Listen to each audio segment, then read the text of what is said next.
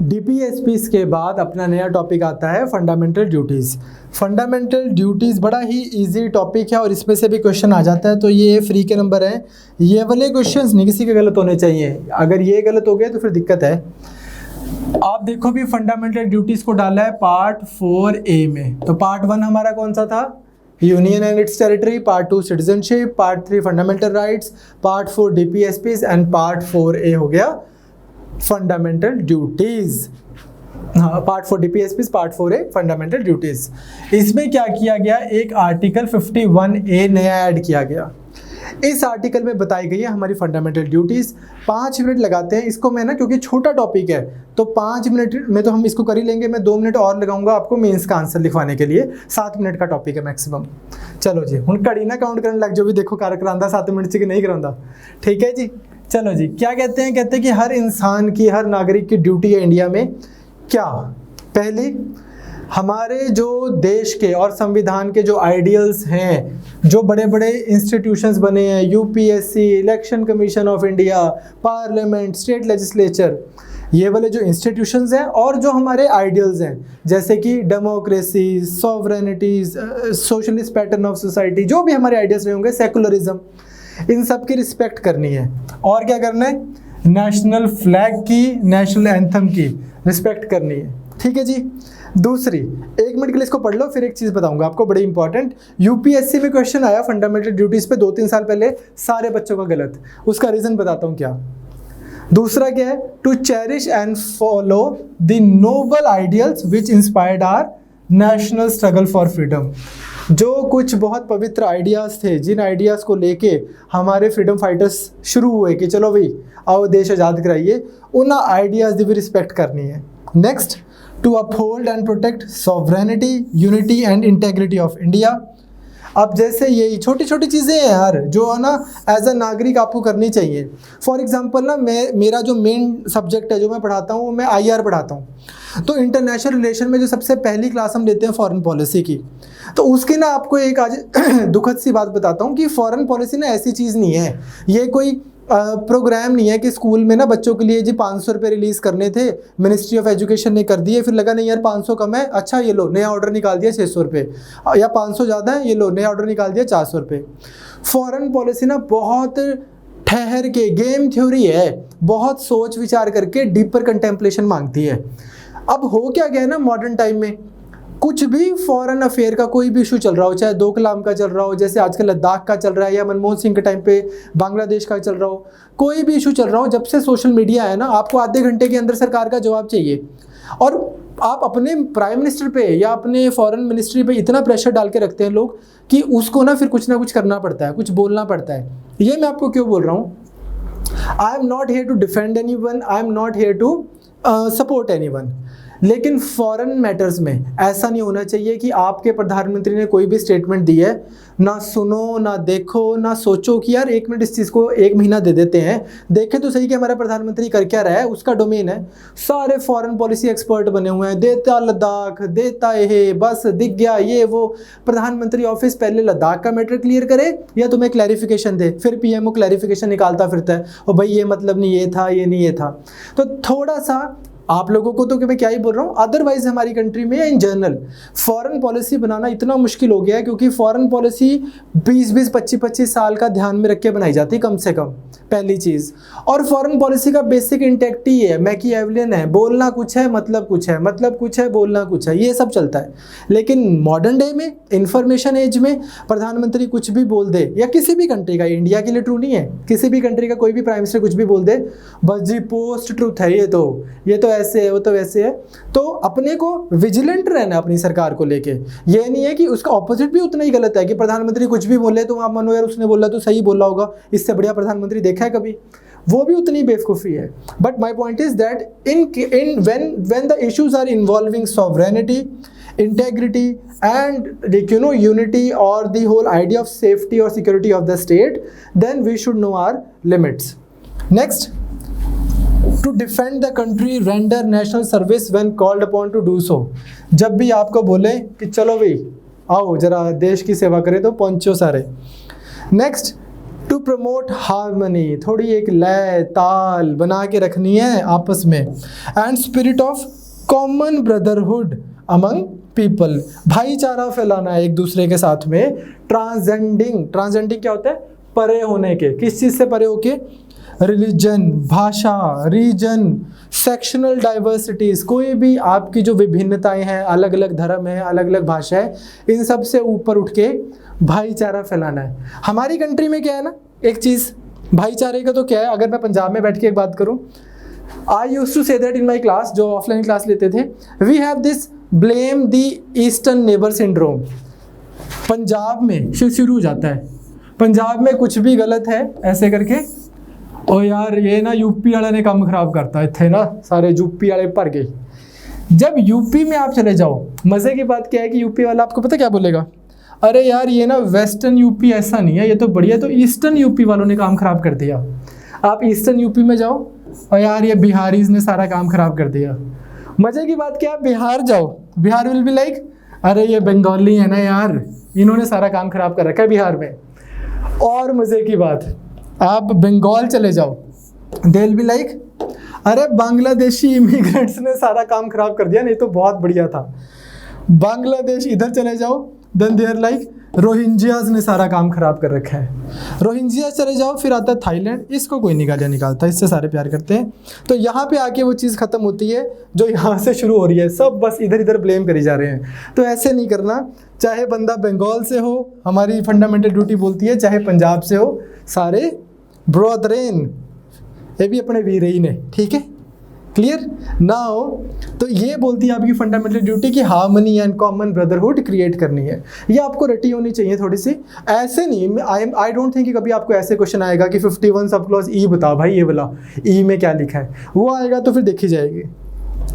Now next, to preserve and value the rich heritage of our composite culture, हमारा जो एक मिला जुला एक सब, हमारा जो एक कंट्री का कल्चर है, जो हमारी सभ्यता है, जो हमारा आप समझ गए क्या, कि that thing has to be protected and preserved. Next, environment का ख्याल रखा करो भाई, ये नहीं हैगा भी जिथे देखा पेड़ काट दिए, ये कर दिया, वो कर दिया, तो उसमें क्या लिखा है, forest, reverse, wild life, compassion for living creatures, ये रखनी है भाई। इसमें बड़ा केयरफुली रहना, एनवायरनमेंट रिलेटेड है ना, एनवायरनमेंट या वाइल्ड लाइफ कोई भी वर्ड देख के एकदम से ये नहीं कर देना फंडामेंटल ड्यूटी। लैंग्वेज पढ़ लेना, आपको याद है डीपीएसपी में भी करके हटे ऐसा पॉइंट एक, तो ध्यान से देखना कि लिखा क्या हुआ है, ड्यूटी दे रखी है, उस लैंग्वेज में लिखा है कि सरकार को डायरेक्टिव दे रखा है, उस हिसाब से पॉइंट आउट करके आना कि डीपीएसपी में आ रहा है कि फंडामेंटल ड्यूटी में आ रहा है। Next is to develop scientific temperament, भाई दिमाग बहुत तेज रखना अपना, साइंटिफिक, ये नहीं कि भी वो झाड़ फूक में नहीं मानना, मतलब दवाइयाँ दुइयों में मानना है।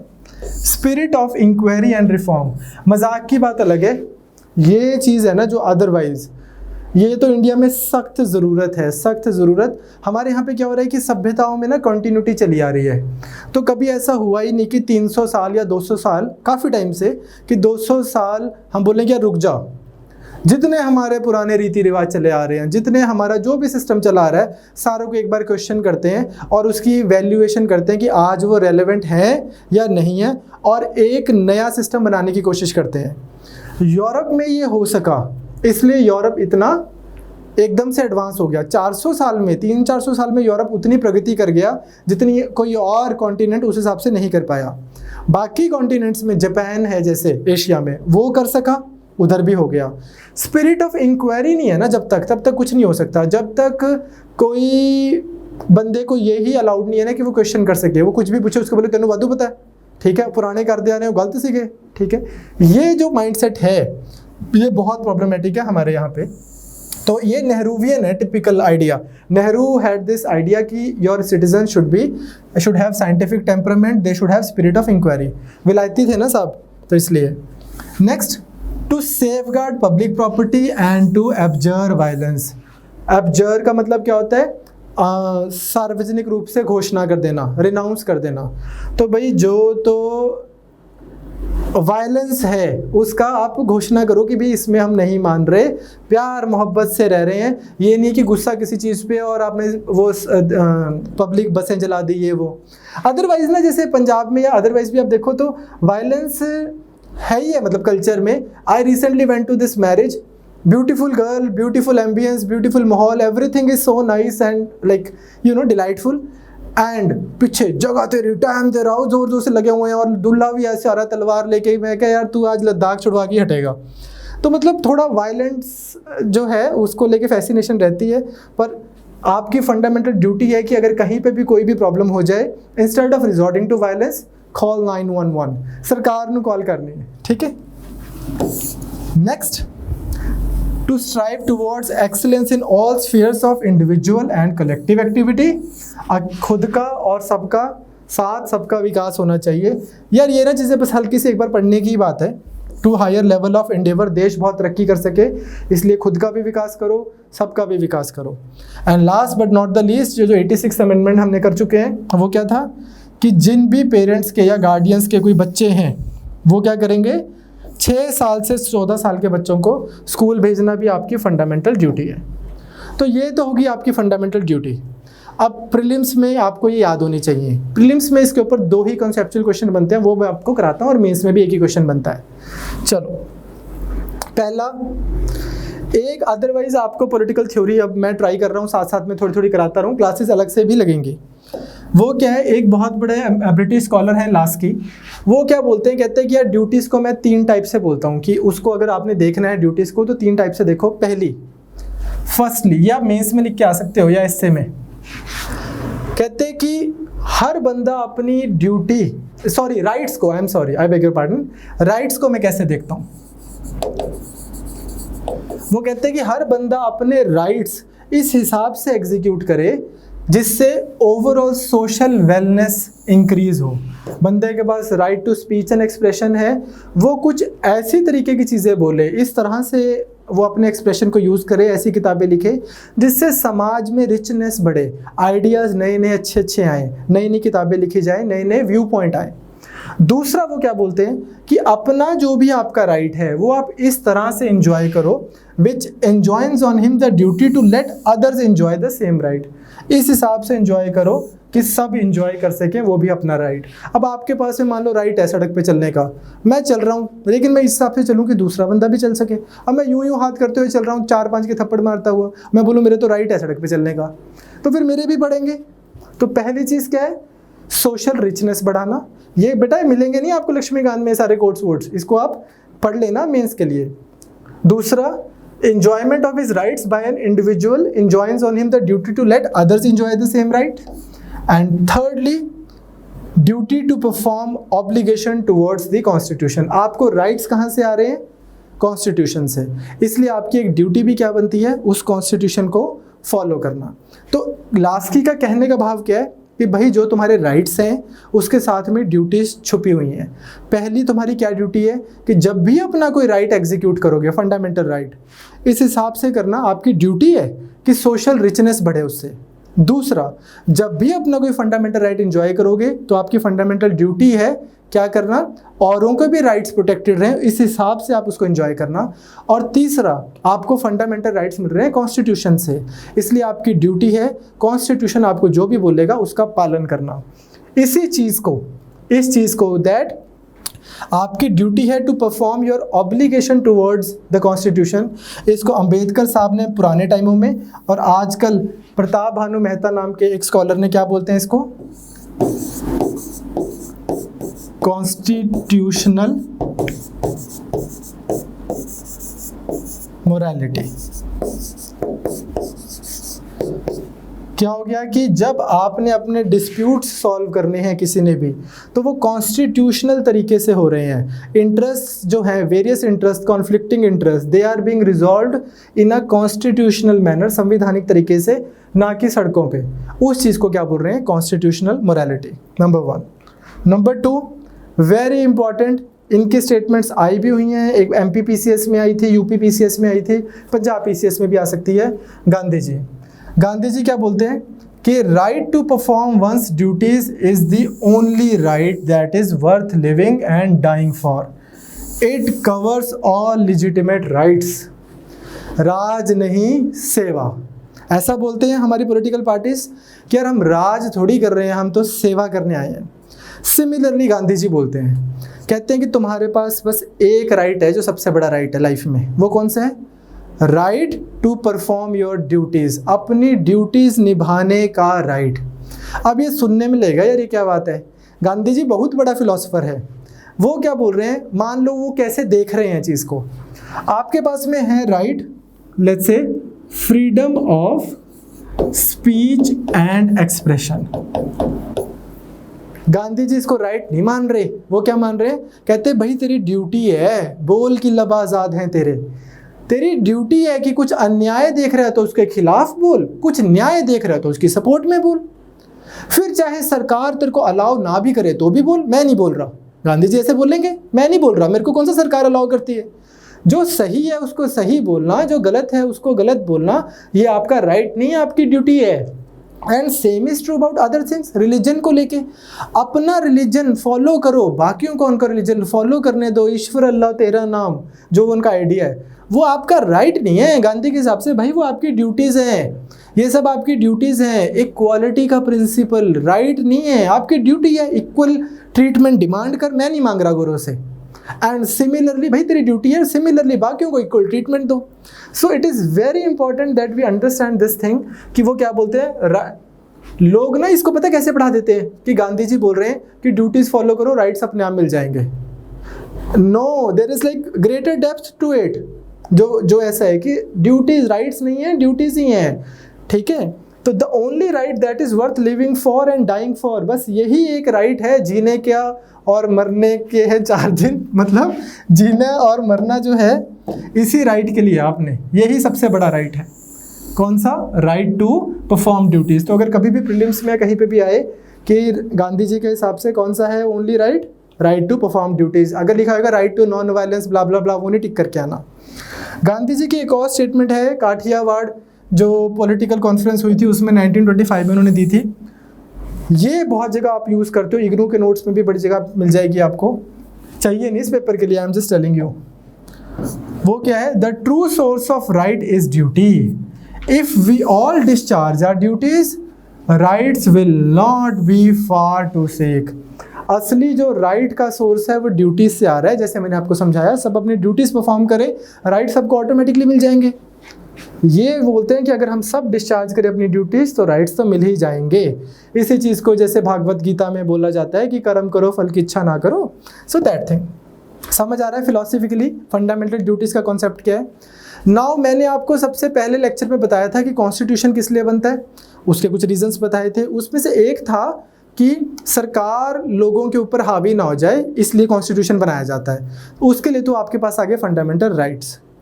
वेस्टर्न लिबरल कंट्रीज में फंडामेंटल ड्यूटीज़ का कोई कॉन्सेप्ट नहीं है। वो बोलते हैं ड्यूटीज़ तो लोग कर ही रहे हैं। इनफैक्ट हिंदुस्तान के संविधान में भी जब फंडामेंटल ड्यूटीज़ डाली गई थी तो पार्लियामेंट में डिबेट हुई थी और इंदिरा गांधी जी और को बोला गया कि 99.9% लोग तो अपनी ड्यूटीज़ कर ही रहे हैं, आप तो ऐसे डाल रहे हो जैसे लोग अपनी ड्यूटीज़ ना कर रहे हो, ये क्यों डाल रहे हो।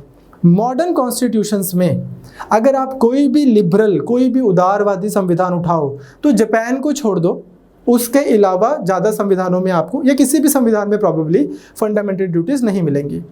ये किसका ट्रेट है? सोशलिस्ट कॉन्स्टिट्यूशंस का, यूएसएसआर। तो कहाँ से इंस्पायर्ड है ये? अब आपको जैसे मैंने पहले दिन ऐसे नहीं लिखवाया ये यहाँ से लिया, ये वहाँ से लिया, जो टॉपिक करते जाएंगे वैसे पता लगता जाएगा। फंडामेंटल राइट कहाँ से इंस्पायर्ड थे?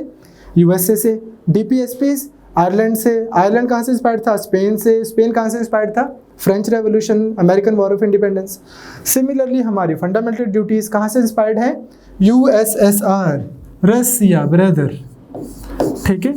उधर होता है ऐसे कि यार पंचवर्षीय योजना बनी है, लोगों को बोलो ये करेंगे, हम बताएंगे ये ऐसे रहेंगे वैसे रहेंगे। इंडिया ने वहाँ से अडॉप्ट कर ली। आई क्यों इंडिया में? ऐसा बोला जाता है कि इमरजेंसी के टाइम पे लोगों ने बहुत दंगाई काम किए, तो फिर सरदार स्वर्ण सिंह कमेटी के बोलने पर हमारे कंट्री में फंडामेंटल ड्यूटी संविधान में डाली गई। अब यार ये एक चीज़ है, इसको सुनो और इसके लॉजिक से मैं आपको बताता हूँ कि यूपीएससी में सबका सवाल क्यों गलत हुआ था। डीडी बासु जी क्या बोलते हैं? एक किताब है ना डीडी बासु, वो बोलते हैं कि वो ये बोलते हैं कि भाई कोई कारण है कि फंडामेंटल ड्यूटीज पार्ट 3A नहीं है, पार्ट 4A है। क्या कारण है? कहते 3A, पार्ट 3 क्या था आपका? Fundamental right. फंडामेंटल राइट क्या होता है? जो जस्टिसेबल है, जिसकी लीगल सैंक्शन है, सुप्रीम कोर्ट जा सकते हो। पार्ट 4 क्या था? सरकार को इंस्ट्रक्शंस, बस इसको यहाँ पार्ट 4 ये था। तो पार्ट 4A को यहाँ रखने का मतलब क्या है? ये लोगों को फंडामेंटल ड्यूटीज इंस्ट्रक्शन दी गई हैं, but without any legal sanctions for their violation.